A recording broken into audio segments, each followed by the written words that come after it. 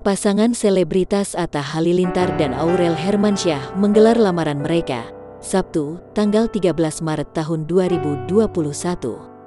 Lamaran Atta Halilintar dan Aurel Hermansyah berlangsung di Hotel Intercontinental Pondok Indah, Jakarta Selatan.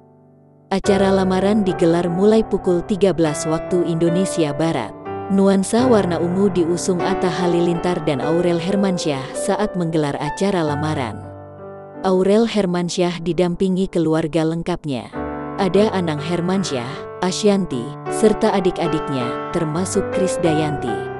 Atta Halilintar bahkan terlihat menahan tangis ketika menyatakan niat melamar Aurel Hermansyah. Aurel Hermansyah yang berada di depan Atta Halilintar juga menangis. Aurel Hermansyah sesekali tampak mengusap pipi ketika Atta Halilintar melamarnya. Lamaran Atta Halilintar diterima Anang Hermansyah. Lamaran ditandai saling memasangkan cincin di jari manis tangan masing-masing.